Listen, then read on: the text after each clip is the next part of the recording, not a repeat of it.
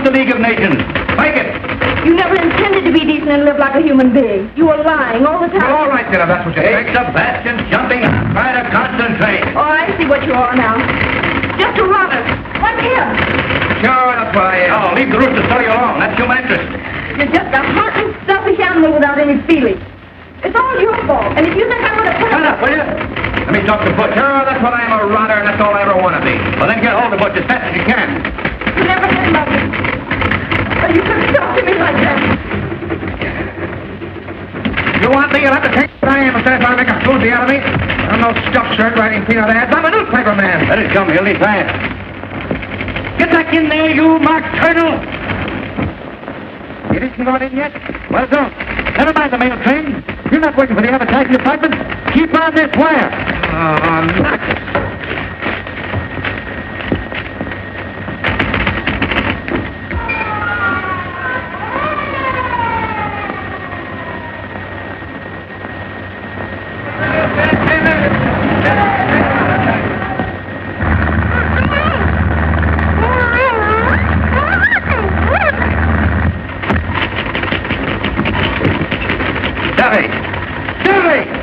I told him to stay on the phone. And now the moon's out.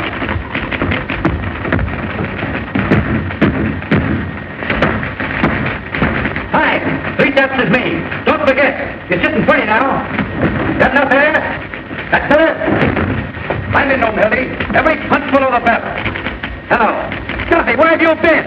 Never mind your diabetes. Keep on this phone. Listen, did you insist on Butch to take a taxi? Did every minute count? You did? All right. Duffy's getting old. Where is Butch? He's out of the way. Better hurry. The fellas are coming back to phone.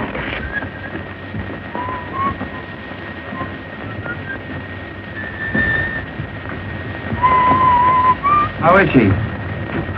Don't know yet. What's your lead, Hildy?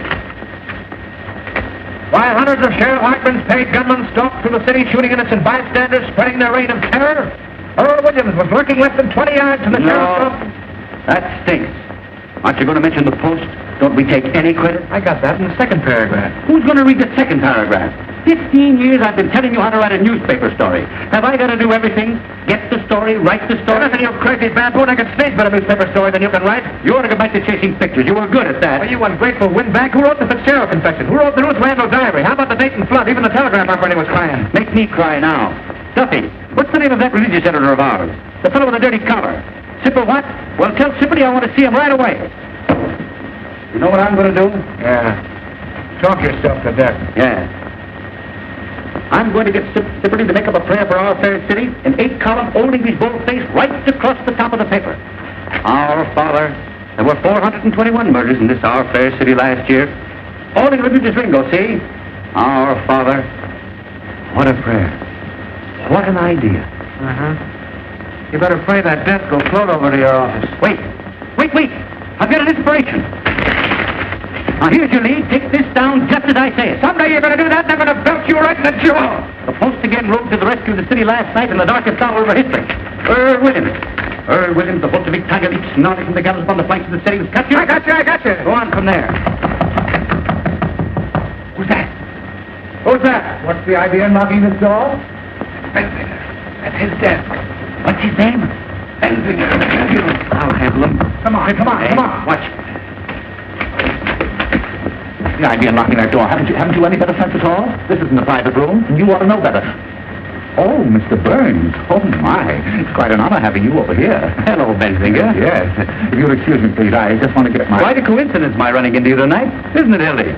Yeah. Well, how do you mean? I was just having a little chat about you this afternoon. That's nice. Oh, with our Mr. Duffy. Oh, really? Nothing detrimental, I hope. Well, I should say not. Say, that was one swell story you had in the paper this morning. Oh, you write that, did you? Did you like the poem? The poem? Oh, the poem was great. Oh, wasn't it? Well, especially that ending. And all is well outside his cell, but in his heart he hears the hangman calling and the gallows falling in his white-haired mother's tears. Heartbreaking, isn't it? How would you like to work for me? Well, what? We need somebody like you. All we've got over there now are not a low-brows and leg men like Johnson here. You serious, Mr. Burns? My dear Bensinger. Duffy, I'm sending Bensinger over to see you. Mervyn, isn't it? Roy. Roy B. Roy Benson is a poet. Put him right on the staff. What are you getting in the Tribune, Roy? 75. I'll give you 100 in the byline. Give him everything he wants. Now hustle. Yes, sir. And write me a story from the point of view of the escaped man. He hides, cowering, afraid of every light, of every sound. He hears footsteps. His heart going like that, and all the time they're closing in. Get the sense of an animal at bay. A sort of a Jack London style. Exactly, yes. I wonder if you'll excuse me. I just want to get my rhyming dictionary. It doesn't have to rhyme. Oh, no, no. I can't tell you, Mr. Burns, how terribly grateful I am. Yes, sir. You don't suppose sometime there might be an opening for a foreign correspondent? I parley a little French, you know. I'll keep you in mind, Roy. Oh, thank you, sir. Oh, thank you. Thank you, sir. Au revoir, mon capitaine. Bonjour. Jawa. Oh. Whitehead, mother tears. Duffy, get this. A Tribune sneak is coming over to get a job. Bensinger, the fellow I told you about. Tell him to get busy writing poetry. No, we don't want him. Handle him with kid gloves till he gets through, then tell him his poetry stinks and kick him downstairs. Oh, you double-crossing rat. That will teach him not to quit his job without giving notice.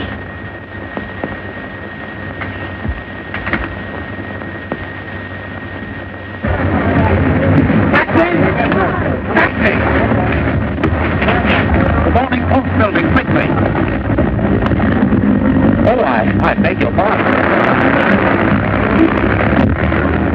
Taxi! Taxi! Yes, I'll be sick on this wire. Kevin, will you don't sound like a frozen robin? Oh, you've just jazzed up my whole life. That's what you've done. We'll have more plans set when Butch gets here. Butch. He'd go through fire for me. Fine horse's bustle I turned out to be. No, the window's out. We'll have to carry it out of the building. Gee, she was the most wonderful girl I'll ever know.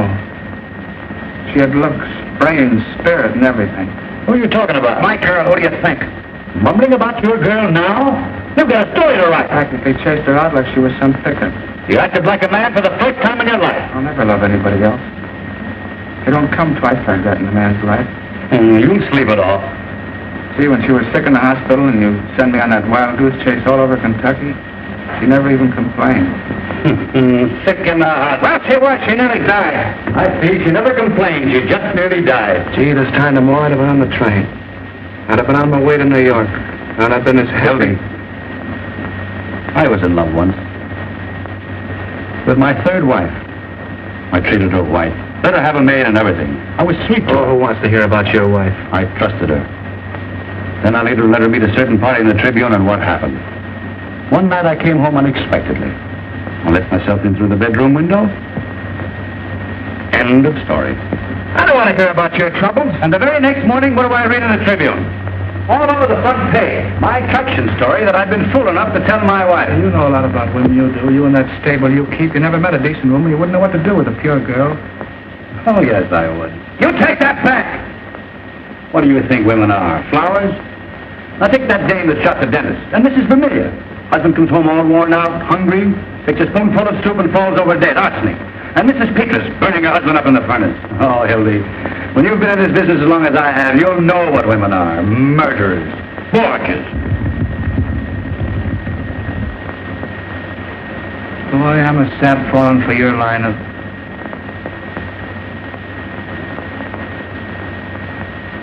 Johnson Street.